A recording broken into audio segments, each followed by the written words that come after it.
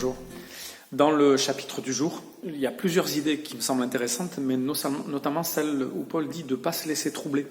Le jour du Seigneur n'est pas encore là.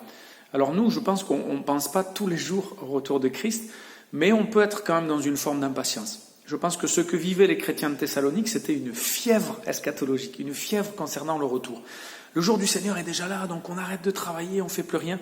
Et Paul leur dit non. Si des gens vous ont dit ça, c'est pas moi, c'est pas un message personnel que je vous ai envoyé.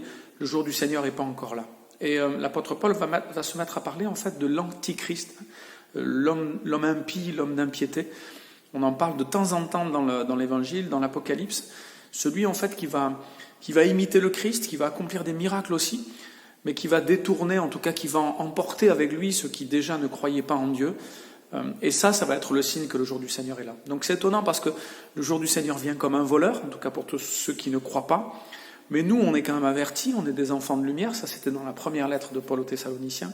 Et puis il y aura l'homme impie, l'antichrist. Tout ça peut arriver très vite, donc il faut quand même être vigilant.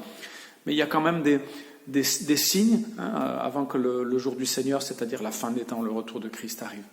Donc c'est un peu mystérieux, mais ce qu'on retient en tout cas, c'est qu'il y aura une vraie opposition, et que cette opposition, elle va finir d'entraîner ceux qui n'ont pas donné leur vie à Dieu. Donc l'encouragement, c'est pour tous ceux qui croient déjà, et puis l'interpellation, c'est de penser à ceux qui ne croient pas, de les interpeller, de les aimer aussi de la part de Dieu.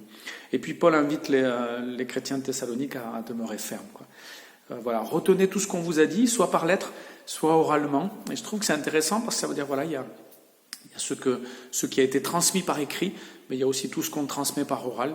Donc il y a ce qu'on reçoit, ce que Dieu a écrit dans les textes bibliques, et puis il y a aussi tout ce qu'on va se dire, les encouragements qu'on va se donner les uns et les autres, en essayant évidemment de rester fidèles, puisqu'il y a des gens qui ont parlé apparemment de la part de Paul, et qui disaient des bêtises.